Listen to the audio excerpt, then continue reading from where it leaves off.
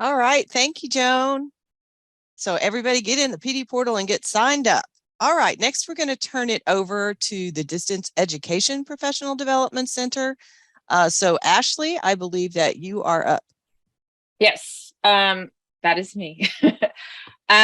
Just a couple of updates. I know this has been a lot of people have been waiting for this for a while. So coming soon is the Distance Learning Academy 1 3-hour face-to-face workshop. Hoping to have that available by September. I know a lot of people requested that, so that is coming up. We are working on it as we speak. You can go to the next slide. Sorry, I'm not used to not being in control. The next Tech Playground, we have Wakelet. So of course, you know, I'm excited about that. That is going to be on September 1st at 12 o'clock. Register on the PD portal. So join us for this hour and leave ready to create curated resources for your learners. Come ready to engage and participate. So this is going to be a fun hands-on space for instructors to have guided practice using digital tools that will enhance classroom instruction and learner engagement. That's what Tech Playground is, in case you're not familiar. And Wakelet is a website where you can save, organize, and share digital resources. It is incredibly user-friendly and makes it easy to create collections of materials for your students. And it has great accessibility features. You can go to the next slide. So asked this last time, who is your new favorite ally for the new program year? If you didn't remember, I will keep reminding you. The Distance Education Professional Development Call Center. We are here and we are ready to work for you. You can go to the next slide. We have some ideas for you to consider when incorporating our call center into your program, especially as new classes and a new school year begin. Student orientation. Consider maybe if you use a learning management system or a syllabus, add our call center to our website to that. Social media or your website. You might want to even add us to your email signature, or a teacher came up with this the other day. Maybe add a slide to your daily lesson just to remind students that we are here when they are working at home for technical support. Next. Feel free to contact us for technical assistance with remote instruction. That can be orientation or classes. If anyone's having problems with Zoom, you can direct them to us and we will help them. That way you don't have to do it. Students working at home, questions about distance learning curriculum, and any other tech support needs. Next. So call us at 833-498-2255, or you can access our website. If somebody could drop that in the chat, that would be great. We are available now, phone, email, chat, Zoom, and callback options. And we've got promotional items, both digitally and also we have things in the mail.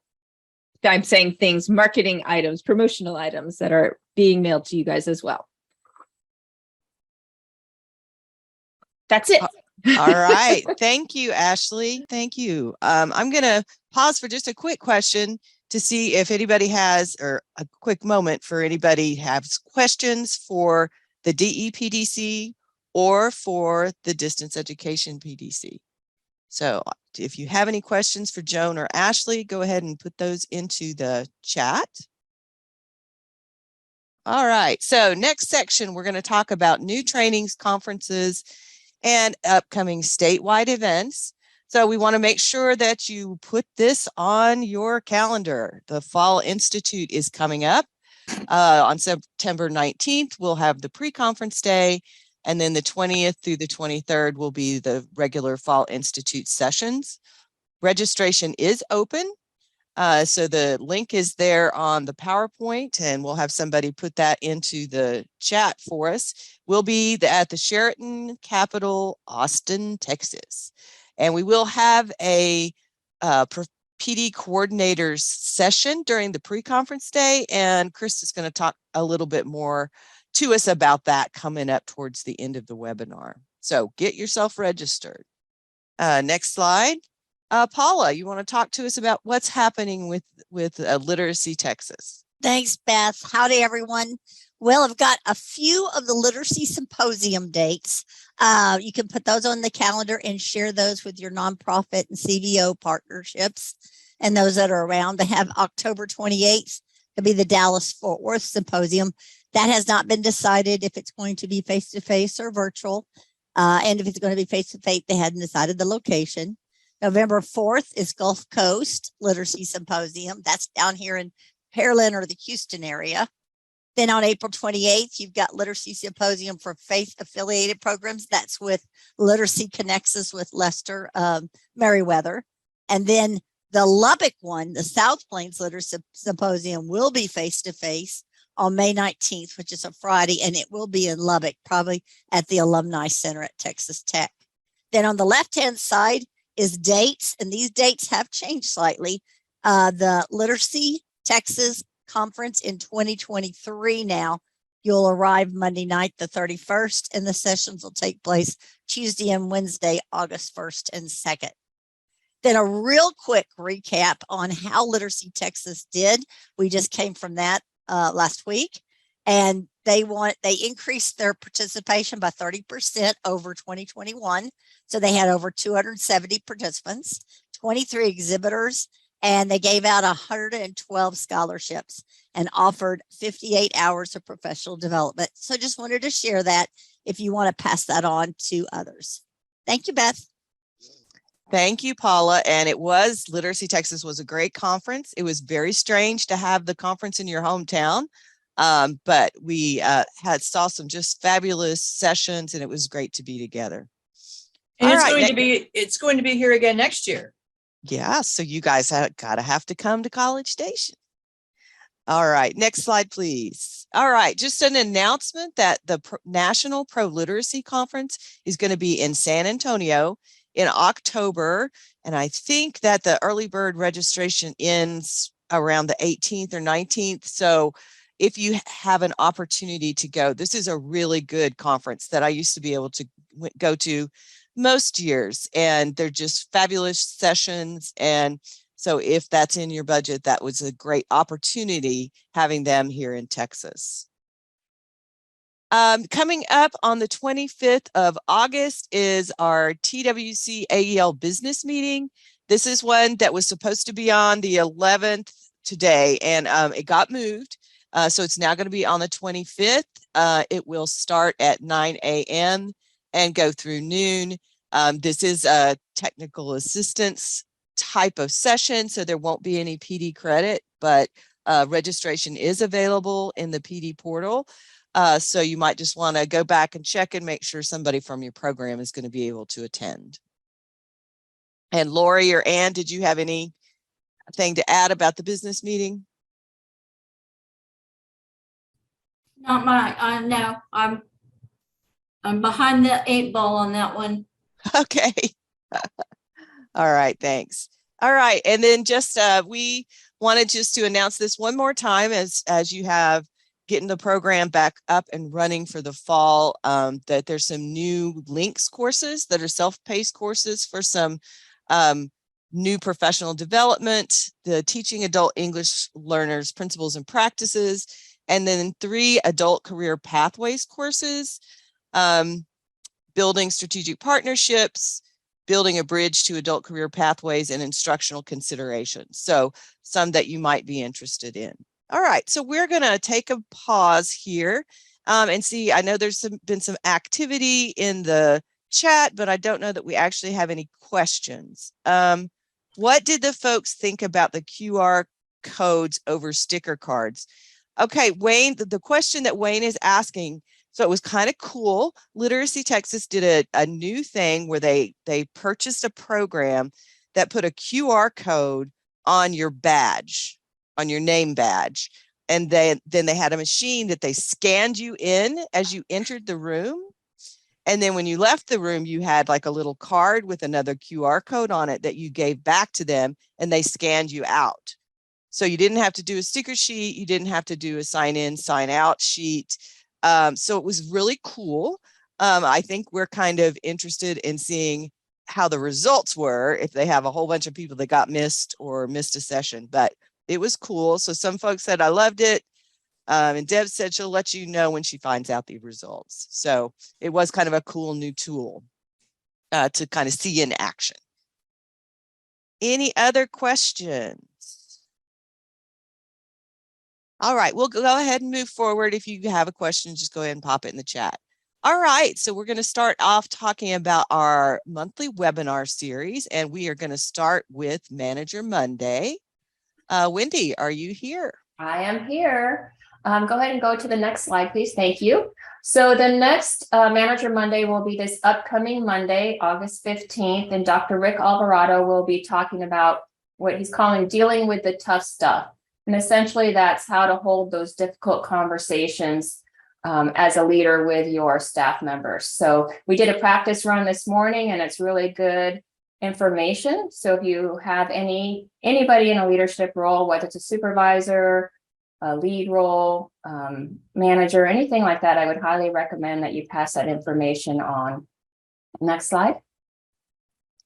And then looking forward in September, Krista, Wayne, and myself will be talking about some new Teams trainings that we are working on and should be ready sometime in the fall to start delivering out in the field. And then in October, Dr. Rick Alvarado will be back talking about ethics. November, we have using distance learning to increase MSGs, and that's going to be with Lori Slayton and Dr. Deborah Hargrove. So that's going to be, I'm sure that one will be very, very popular. We always get high enrollment and registrations when we talk about MSGs. And then to wrap up this calendar year in December, we're going to have Seek Understanding Before Taking Action with Dr. Rick Alvarado again. He's just had many, many good topics that he's covered this year. And I really recommend that if you haven't had an opportunity to be a part of it during the live sessions, that you go ahead and watch the recordings in the PD portal, because they are really good opportunities to reflect on your own style and how you communicate and deal with others in your organization. And then this slide just covers the dates for the rest of this year. And I'm going to go ahead and put them in the portal, in the chat as well. And I guess that's it for me. Thank you, Beth.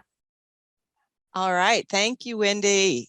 Good stuff. All right. Krista's next with Teacher Tuesday. Okay, so Teacher Tuesday is September 13th, and we will also be discussing the new Teams trainings. What we'll be focusing on Manager Monday are more of the admin types of the Teams trainings, and then on Teacher Tuesday, we're going to talk a little bit more and get a little bit deeper with the Teams for Teachers, and then talk about the other two things that we're got in the works for you. So registration will be available soon in the portal. All right. Thank you, Krista. And I believe next up, we're going to talk about Workforce Wednesdays with Olga Escamilla. Hi, good afternoon, everyone. A little bit of information about our Workforce Wednesday coming up next week. We have Safeguarding Identity Through Digital Literacy with Liz Moya, and she will be covering information about exploring the signs and effects of identity theft prevention strategies and ways we can teach our adult learners how to be effective digital citizens, especially when we're teaching them those workplace activities. So join us next week, or have your staff join us. September 28th, we have Victoria Hinojosa and Jason Rodriguez on the last part of the Career Exploration Series, How Do I Gain Experience? And in this session, we're going to explore different initiatives such as work-based learning and on-the-job training available through Workforce Solutions, and learn how to partner with these programs to give our students relevant workforce experience. So next slide, please. And on the next slide, I just have the remaining dates for Workforce Wednesday, and we'll place these in the chat. But we thank you for, again, as Wendy said, we encourage you to go back and watch them in the PD portal. So thank you so much. Thank you, Olga. And before we move on to teacher Tech Intel, excuse me, we did have a question in the chat from Renee. She's new to us and asked what Teams was. And Wendy responded, teaching, educating adults management system.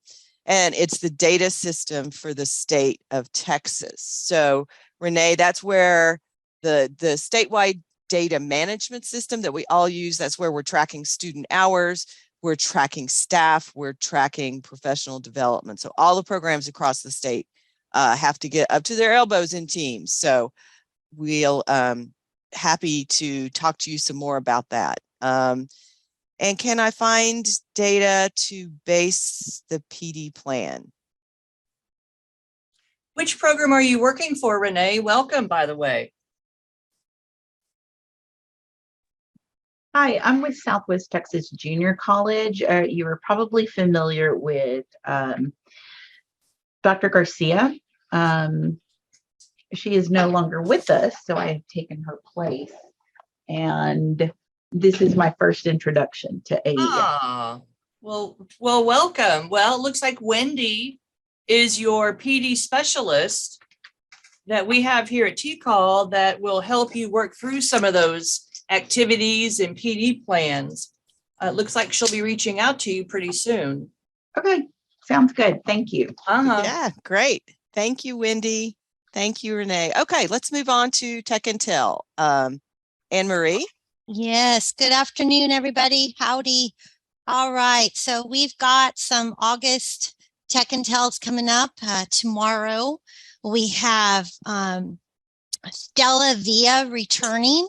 She has done some webinars for us in the past, Tech Intels, and we're going to be, or Stella is going to be talking about something I'm really excited about, and this is the Stanford History Education Group's Civics Online Reasoning Curriculum.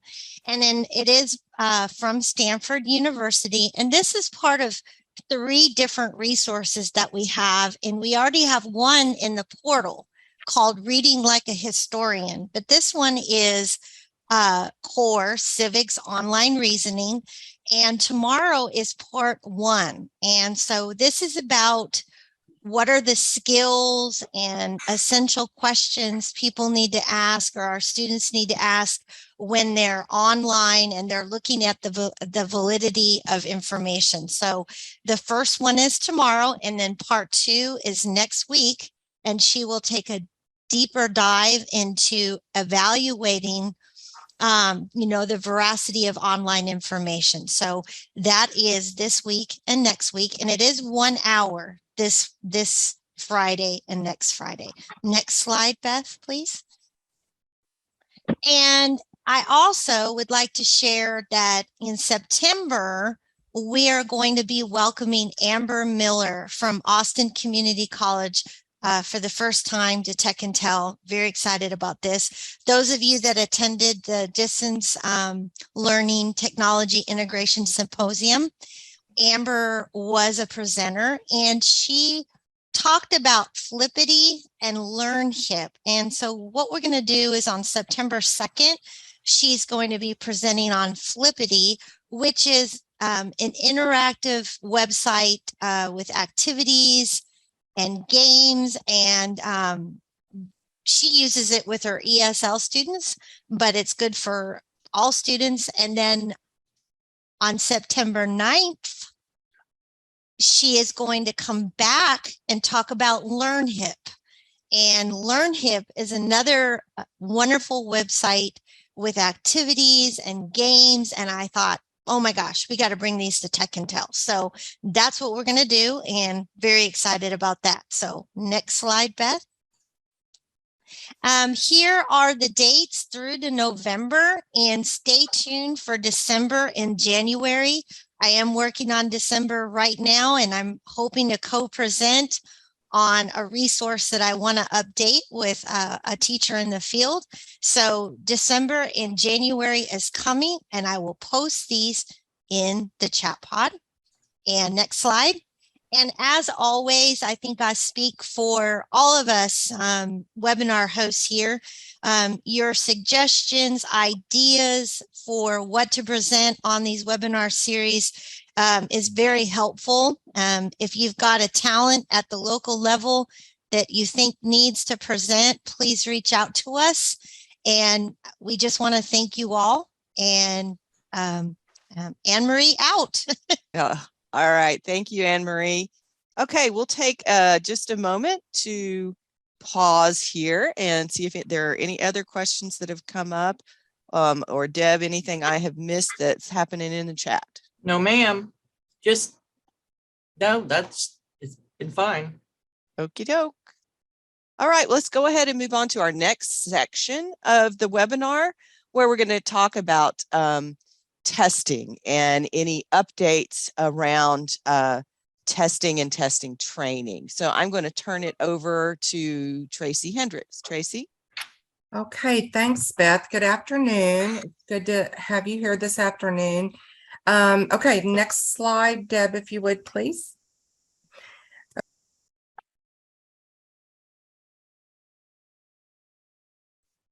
Is that the right slide, Tracy? You're muted, Tracy. Oh my gosh, here I'm talking to myself. Well, that's not unusual. Okay, now you know my secret. Okay, so we're going to do a needs survey for Train the Trainer events for this fall. And on Monday, a listserv announcement went out to PD coordinators and directors with the link to the survey. It's a short survey, it shouldn't take very long, but this is the data information that we use to plan TOTs for the fall. And keep in mind that publishers require that TOT participants have at least 1 year of test administration experience and training experience to attend a TOT. So think about that as you fill out the survey. It's fine if PD coordinators and directors fill it out. We have on there which program you're with. And if you filled it out already, you get a gold star in my book. And the deadline is going to be August 17th, which is next Wednesday. I'll probably send this out again next Monday, just as a reminder. I forgot to put the deadline on it from the listserv announcement Monday, but please fill it out. We will then sit down and plan the fall Train the Trainer sessions based on the survey. So thank you so much. Okay, next slide, Deb. Thanks. Okay, I'm going to talk about refreshers yet again. I might have promised last month that was going to be the last time, but surprise. I felt like it was important to bring this up again. We want to start the new year well and have everything going the right way for your success at the program level. So just wanted to remind everybody that your staff that are test administrators, there's two kinds of refreshers that need to happen if your program does remote testing. So on the screen, you'll see on the left, the test administrator training. So if someone took the original test administrator training, that's usually 3 to 6 hours. Most of them are 6, but a couple of Best Plus is 12. But anyway, and so is CASAS. They'll need to take the refresher every 2 years, and it's usually just a 3-hour refresher. But if a program also is doing remote testing, and so you have a test administrator conducting remote testing, they also need a refresher too. So it's 2 things, and that needs to be done every 2 years. So we rolled that out, the remote test webinars 2 years ago in 2020. We all remember the pandemic, and those webinars are what need to be watched again for the refresher. So, and if you have any questions about this, please ask, because this is really important. Next slide, Deb, please. Okay, so the way to find the remote test administration trainings for BEST, TABE, and CASAS is just to go to the PD portal, and you can type in keywords, BEST, TABE, or CASAS, either of the 3, and put remote in there. And it will pull up. In this scenario, you see TABE 1112 remote test administration webinar. So you can pull it up that way to find them. You can also assign these to staff that need them. If you look, this year's a perfect time. It's been 2 years since most people did the original ones. So, you can assign them to your test administrators. And here are the titles, thanks, Deb, of the 3 remote test trainings. They're not called refreshers, but as you can see, what we want to point out here is that you've got program year 22-23. So all we did was add the date so that you can see if someone needs it this year. That's the version didn't change, but the dates there, the year dates there. Oops, sorry, there goes my phone. Okay. So I hope that makes sense. In Texas, we do the Texas 2-step where you've got to do the test administration training and the refresher, and then the remote test webinars and refreshers. Okay, it's just a tongue twister sometimes. Okay, so just want to remind you again that we have a new testing guide, not a new one, but it's a new one for this year. 2022-23. And it's important for your program to know that you need to be in compliance with the testing guide.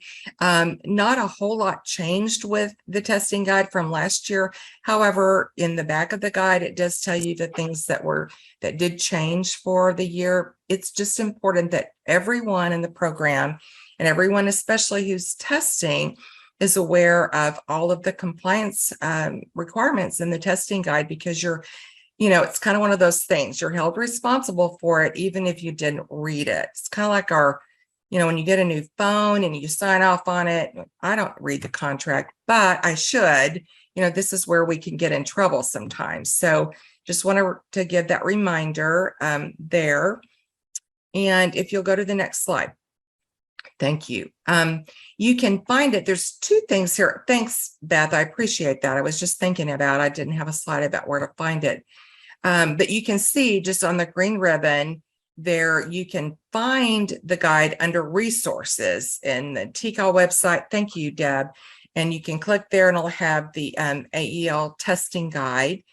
But what I'm kind of focusing on here is the TWC approved test training chart, which is on page 56 or 57, I think, of the guide.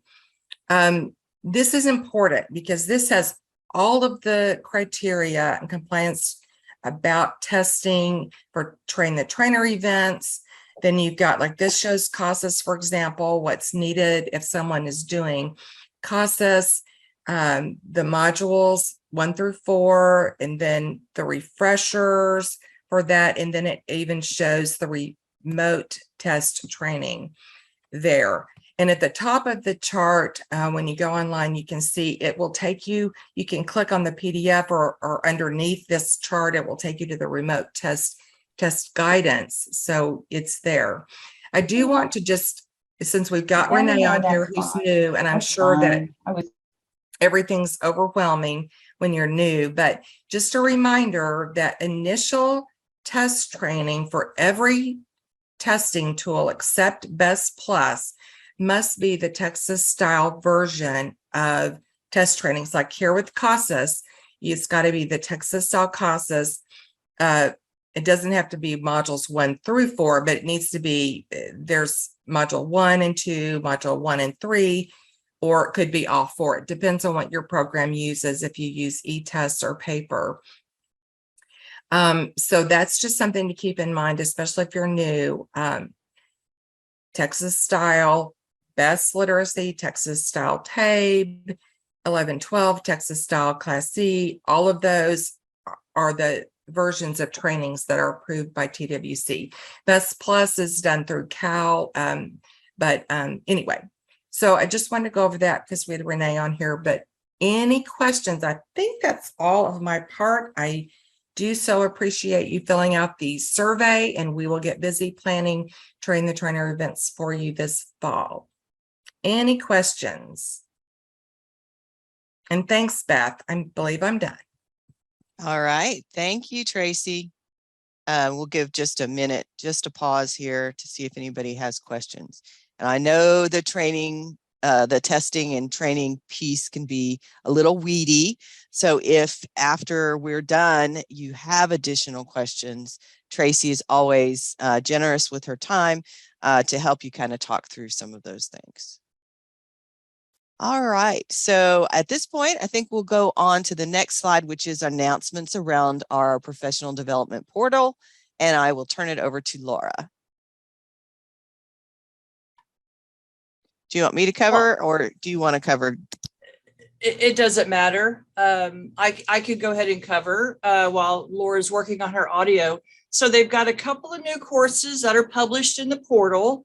Workforce Wednesday, Building Employer Relationships for Employment Outcomes, along with Tech Intel, Kialo meets procon.org. That's an interesting one. Michelle and Ashley have put me on a Kialo board, and I'm still trying to figure out what I'm doing, but it seems to be a pretty cool collaborative tool. And then Manager Monday, Adjust Your Thinking has just been published in the portal. So if you missed those live events, you can still watch them in the portal. Next slide, Deb. How about now? Can you hear me? Yes, we can hear you now. There we go. I Take it over. hit the mute button. Sorry, guys.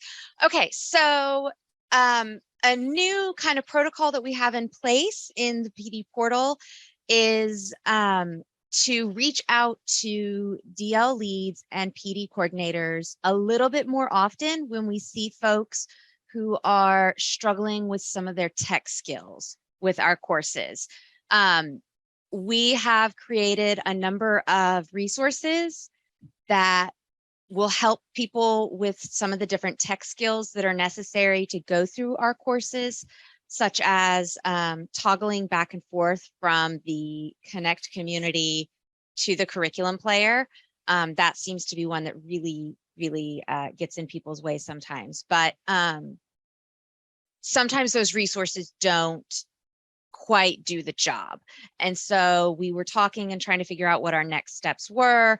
And we are going to, like I said, start reaching out to DL leads and PD coordinators to connect y'all with the folks who are having trouble with some of those tech skills, just so that there's only so much we can do from a distance. And sometimes it really helps to have someone sit down and sit with you and try to go through these things. And so if you have any questions about that, please reach out to us and ask pdportal@tamu.edu. But again, just kind of be on the lookout. We're going to start sending folks your way when it seems like we're not able to help them quite as much. All right, PD portal best practice. So at the beginning of the program year, we deactivated some outdated courses, and then we do that also periodically throughout the program year when a course is outdated, like the content is no longer relevant, or if the course is just glitchy and it's kind of beyond repair and it's causing a lot of headaches, things like that, we will deactivate those courses and clean them up.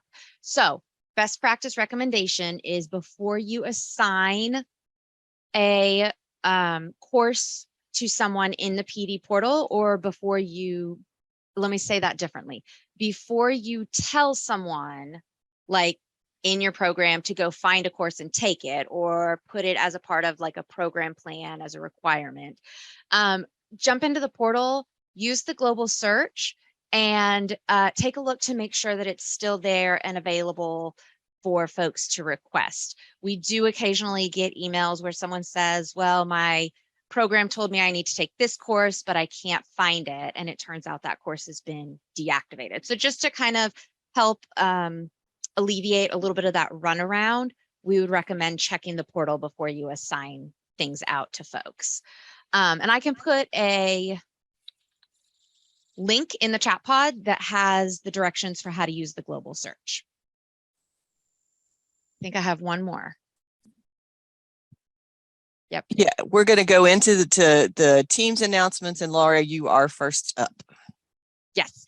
Okay. So quick little announcement here. All of the curricula, which is the online courses, all of the curricula from the PD portal has been entered into Teams for the 22-23 program year. So if it's a course that someone takes in the PD portal, it should be in Teams. If you find out or if you discover that there is a course that has slipped through the cracks, and it happens, y'all, because we submit or we enter over 200 courses into Teams at the beginning of every program year. But if you find one that slipped through the cracks, shoot us an email, again, pdportal@tamu.edu, and we'll get it entered in for you. Couple of things on the picture to note. These are kind of like your hints that it came from the PD portal and it's an online course. First off, your training provider is going to say TCall. And then second, the activity name is going to start with PD portal : most of these are going to have a date range of July 1st through June 30th. As things are published and put into the portal, new things are published and put into the portal, that start date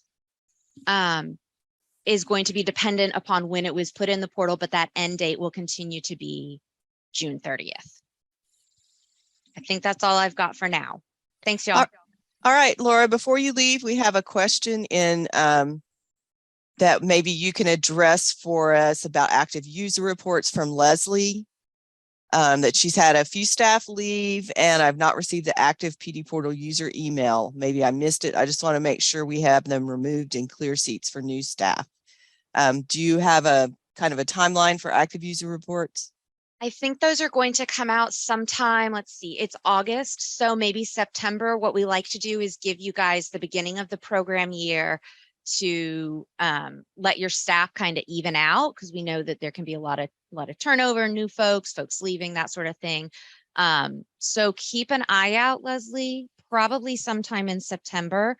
And in the meantime, I know that you in the past have just sent us directly a list of folks that have left. You're welcome to do that as well if you want to. But All no, right. you didn't miss it. Thank you, Laura. Thank you, Leslie. All right, let's go ahead to the next slide. And this is Krista or Tracy. Who's taking this one? Well, I'll be happy to take it. Sorry, Krista, I beat you to the butt punch, I guess. This is just a reminder again that please do not enter conference sessions, national conference sessions, or state conference sessions that you should not be entering. So let's kind of go over this since we have some new folks on here. We enter all sessions for Taylee and Literacy Texas, for example. And so Literacy Texas just happened. All of those sessions are in the PD portal. Sorry, Teams. Oh my gosh, in Teams. And it's under state conference. Literacy Texas is at the beginning, and then the title of the session. So that things get wonky when other people start entering these things in, and then there's multiple entries and it's very confusing. So we enter all of those in. Other conferences that have a broader audience like TESOL, COABE, even the TWC conference, that's where we need the conference sessions for PD spreadsheets sent into us with the sessions that your team have attended. And ask your PD specialist if you don't know what that conference sessions for teams sheet is. They'll send it to you. It's also in the PD coordinator community of practice, and you compile the sessions that your staff went to, and then we'll enter them into Teams. You can send them to me or Beth Ponder. We'll enter them into Teams and let you know that we've done that. And please don't wait till the end of the year to do this, like in June when everyone's turning them in. So that gets to be hard on our team, mainly Beth and I and Krista. Please kind of do this as the year progresses along. The reason we don't enter like TWC and COAB is because there's tons of sessions, but not all of the sessions are adult education related. So we need to know which sessions your team went to. Things like GED testing service, links. There's a lot of things. Some of you are so creative, going to really neat online courses that are throughout the year. And that's great. Just send them to us. And if you're in doubt, please ask. So please tell your data entry staff about this. And again, please ask your PD specialist or reach out to me or Beth if you have questions about that, so that there's not duplicate entries in teams. That makes it, as we all know, confusing.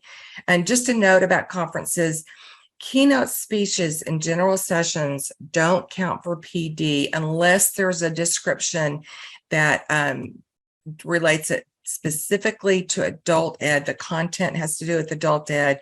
So most often keynote speeches are motivational and, get us going on a lot of fun sometimes, but they're not always, for PD. So we always let you know that when you send us those sheets, and I always let people know as I send them back that those don't count. But okay, any questions about that? That's just really important.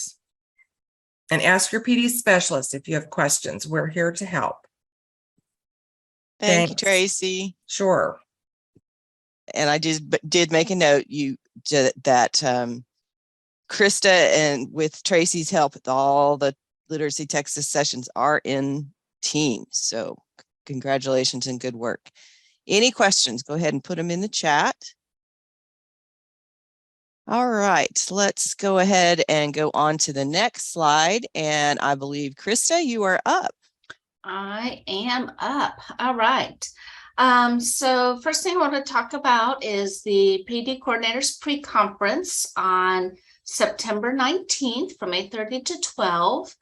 I didn't get any input from anybody from last month's announcement, so I want to bring it up again of if there was anything specific that you wanted to see here or do during this time. One of the suggested topics that that the PD specialists have discussed is to talk about how you work with your staff to decide what PD you want to offer for the year. And so that may be what we focus on, because it is also PD plan season, and we'll talk about the PD plan in just a minute. So that maybe the timing of that might be absolutely perfect to talk about using data and surveys and internal staff needs for your staff. But if there's anything else that you think of that you would like to have discussed or answered, please let us know. And please send me an email or in the chat pod, or however you want to communicate with me is fine. And Carly says, yes, that would be helpful. Okay, excellent. And also, just because I'm in charge, Tuesday, September 20th, we are having a game night during the Fall Institute. So between 6:30 and 9, there will be an Airstream in the backyard at the conference. They have yard games and such, and there'll be some food at the Airstream food truck. And then we will also have a virtual trivia. So that will be done through Kahoot. Ashley Winkle and I will be hosting that. So if you don't want to sit outside, you can come sit inside and do some Kahoot trivia and some other board games as well in the Capitol Room. So just throwing that out there because it's something new and we want lots of people participating. All right, so back to business. The PD plan is coming up. The due date is October 15th. Your PD specialists will be working with you if they haven't already started to kind of discuss your data, discuss the detailed program report that you did for the program support specialist, and to give you some recommendations based on data. So again, your PD specialist will be reaching out to you. Some of you might even be able to get a site visit in, an actual face-to-face site visit, which I'm so excited we might be able to do that. And then we will get you those PD recommendations by September 15th. And then you have another full month to get the PD plan in. I know that there are a lot of new PD coordinators, and PD plan probably sounds a little scary. So if you have any questions that you want to ask right now with the whole group, that would be awesome. If not, make sure you reach out to your PD specialist, and they are well versed in what they are doing for this. So use them as you need them. But so I will be quiet if there's any questions that we might have.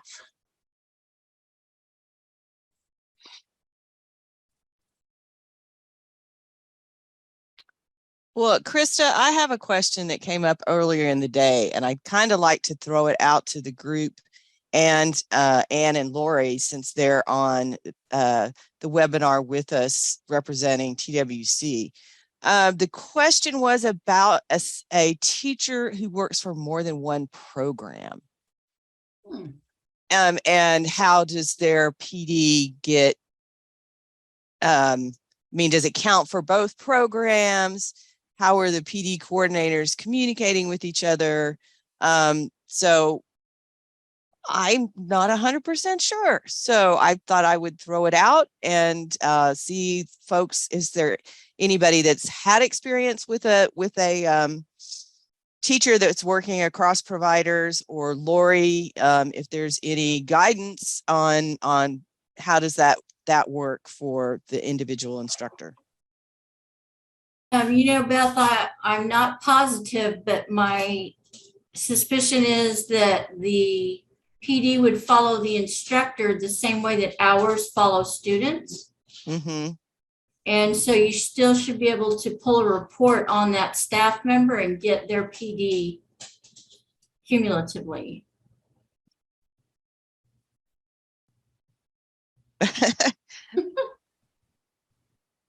Does any of our experienced PD coordinators out there have an instructor that they've worked with that kind of was working for another program too? I'm sure there are.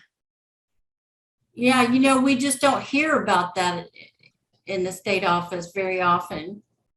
Well, I think it's in the larger consortiums, if I remember correctly, isn't it? Where, you know, they might work for one community college, then go work for a local program. Mm-hmm. This is Debbie in Victoria. Hey, Debbie. Hey, we had a person who worked for either Austin or San Antonio, one of the other programs, and he also worked for us. And I was able to access his reports through y'all in the, I just had to list him as one of our employees, but yes, Tiffany also could pull his team's data. Yeah, it should follow the instructor, just like, you know, the hours follow students across programs all the time. All right, that's helpful. And it looks like I see, Beth, that Carly Woods said they have that. How do you all do it, Carly? Well, I'm with HGAC, and so a lot of our instructors work for, and I saw one of our people put in that they had people with HCC. And so I saw that this morning when I was looking at things, like some will work for two at the same time. And so when I was looking at a report for staff development and teams, it does show you, obviously in their profiles to do too, that who they're getting PD with. And so like this morning, I could see that one person had PD entered with two different programs within HGAC. And so then I just confirm, like, does this person work for you, like for both of you, to make sure that it wasn't a mistake? Because sometimes that happens too, but I'm still learning since I'm not quite at a year yet in this position. So I don't necessarily have an answer of So you, how that's handled. so you guys in Teams, I just checked with our Teams guru over here, Blanca, and she's confirmed because staff should only have one record in Teams. They're like global, like Lori said, in terms of a student being global across the system.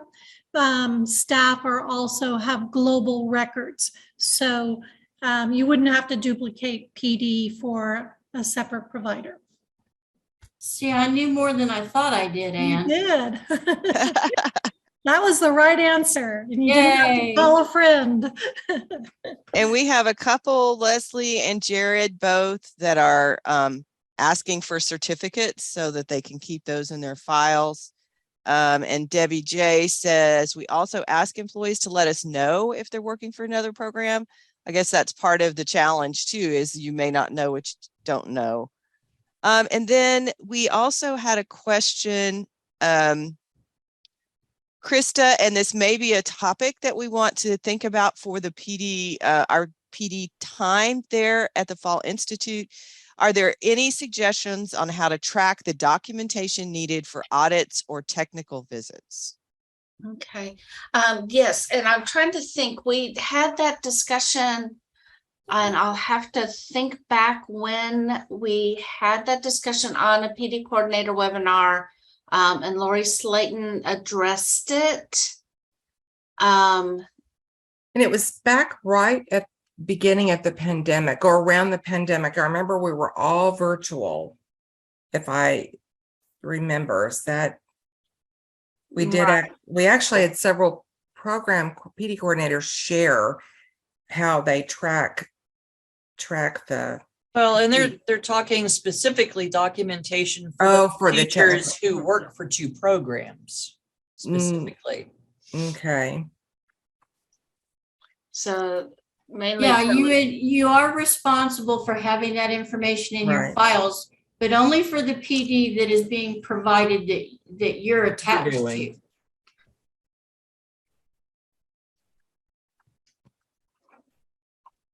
All right, and then Laura has clarified if someone is working for two programs that the PD portal staff can give both programs access to their transcript so that you as the PD coordinator can go and view that transcript. So just contact the PD portal email. All right, thank you. Can I Yes, speak go to that ahead. for a second? Thanks. So yeah, we can give both programs access to the person's transcript. There are small limitations. We cannot set their user record up to where they're associated with both programs, so we would just have to pick one. The participant I was speaking with earlier, his account had already been created for, I believe it was Richardson ISD, and so he'll just stay in the portal with Richardson ISD, for instance, but in that manager or approver slot that we have usually PD coordinators and directors in, we can just take one of those slots and assign it to the PD coordinator from the second program. So this person, I think, was also working with Grayson. We were able to give Grayson access that way. So the limitation is that participant's not going to show up on Grayson's reports, quite possibly, because a lot of the reports are filtered by grantee as opposed to manager approver. So again, we can give access. There are some small limitations, and we're happy to help get you all the access and the information and everything that you need. Just reach out to us.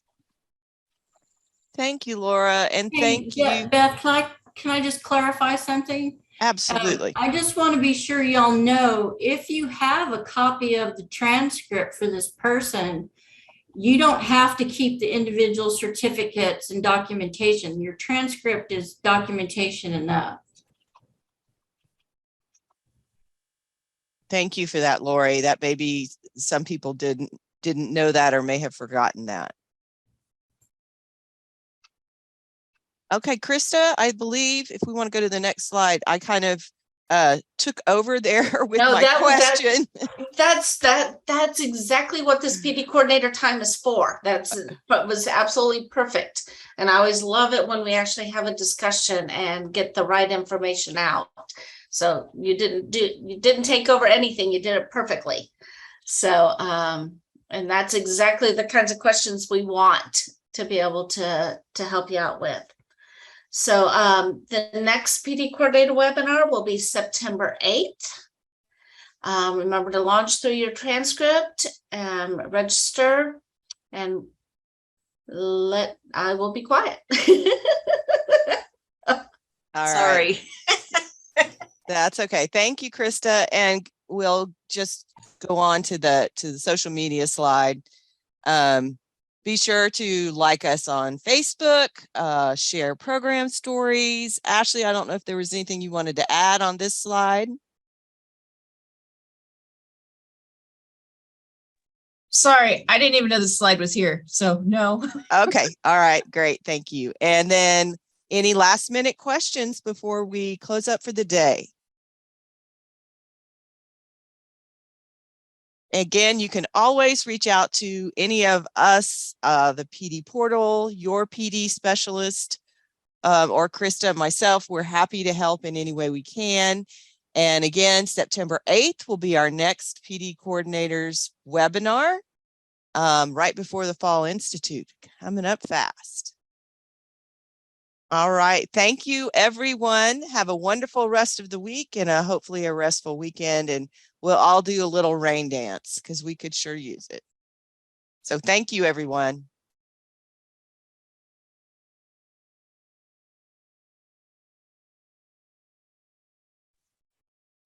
Beth, we have a question, and Krista, that was coming in a direct message.